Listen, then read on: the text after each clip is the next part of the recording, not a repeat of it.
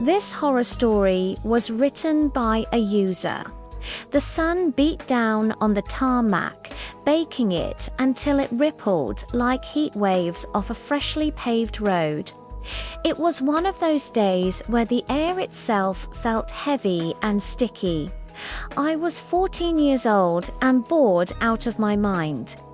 All the usual summer activities were mind-numbingly dull today.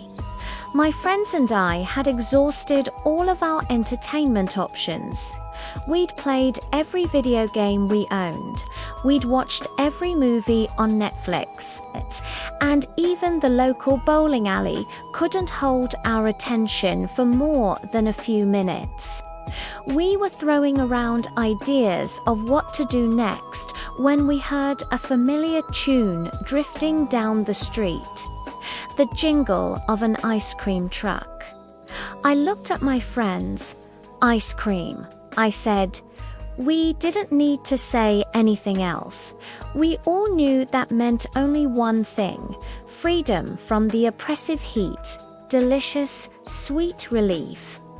In the summer, our town was blessed, or perhaps cursed, by a never-ending parade of snack vendors.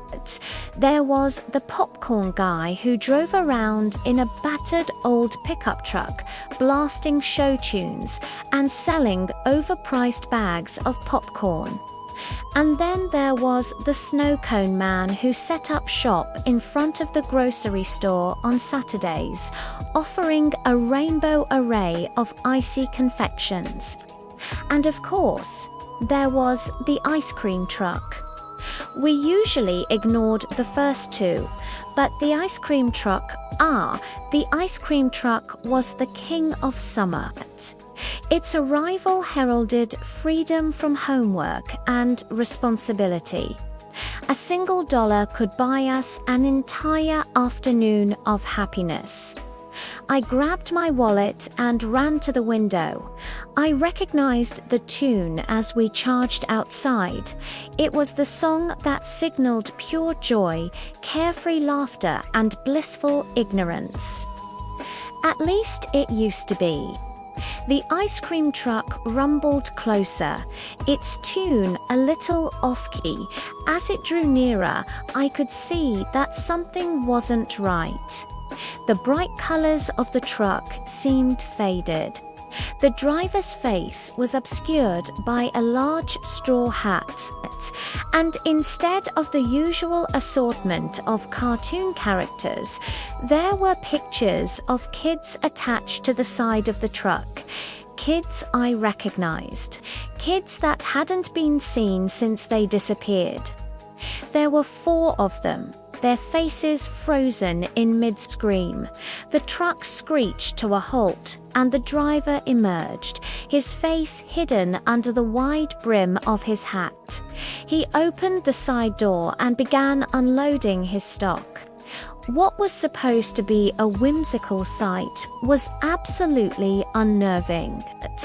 Instead of brightly colored tubs of Bubbleberry Blast and Caramel Crackle, this truck offered Vanilla Demise, Chocolate Apparition, Mint Melancholy, and Pistachio Peril. I looked at my friends. Their faces were pale. None of us dared say a word. The silence stretched, punctuated only by the distant wail of a police siren. Then one of my friends finally found his voice. "It's just a gimmick," he said, trying to convince himself more than us. "He's just trying to get people to buy more ice cream." But I knew better. This wasn't some publicity stunt gone wrong. This was something darker, something far more sinister. That night, the news was filled with reports of the eerie ice cream truck and its strange offerings. But no one paid much attention.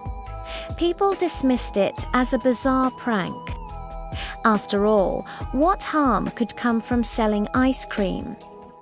By the next day, the story had made national headlines and the internet was buzzing. Some people thought it was funny, sharing memes and making jokes about the strange flavors.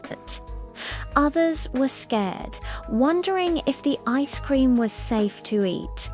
But the authorities weren't laughing. They took the threat seriously enough to launch an investigation. Still, no one really seemed to know what to do. The mystery deepened when several parents came forward claiming that their kids had seen the truck the day before, but they'd been too busy to pay any attention. Then things started to get weird. Really weird. One of the kids who claimed to have eaten the ice cream began whispering strange things. At first, it was just random phrases that didn't make any sense. But as the days passed, the whispers became clearer, more coherent. He began talking about things he shouldn't know, about places he'd never been, and people he'd never met. He even started reciting passages from books he'd never read. And then he vanished. One minute, he was there playing with his action figures. The next, he was gone without a trace. The police were called, but there was no sign of a struggle and no demands had been made. He simply disappeared. More kids began exhibiting the same symptoms. They would talk in hushed tones about dark things. They would stare off into the distance as if seeing something no one else could. And then they would wander away from home, never to return. Parents panicked, blaming the ice cream, accusing the truck driver of kidnapping their children. But the authorities were still skeptical. That was until the truck showed up again. It rolled down the street like a spectre from the underworld, its melody a discordant dirge. It stopped in front of a house where one of the missing children lived. The driver got out and rang the doorbell. The door opened and a woman screamed. She was beautiful in a haggard sort of way, her eyes red-rimmed and hollowed out, her hair a tangled mess. When she realized who was at the door, she beckoned the driver inside. No one saw what happened next, but the driver didn't stay long. He soon emerged from the house, wiping something off his hands on a rag. The ice cream truck pulled away and headed down the road. That time we saw what was inside the driver's hands. It wasn't a scoop of ice cream.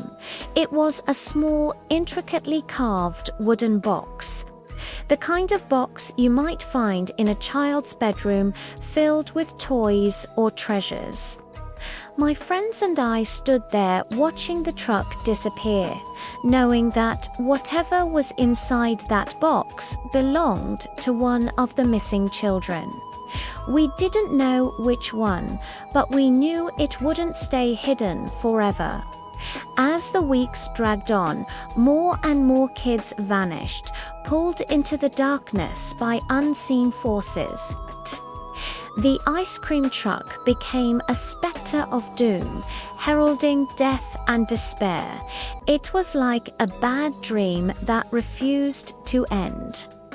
Then one night, something changed. The ice cream truck didn't play its mournful tune. It didn't roll down the street or stop in front of a house. It just sat there in the parking lot, silent and menacing. We were curious, but we didn't go near it. We just stood far away and watched.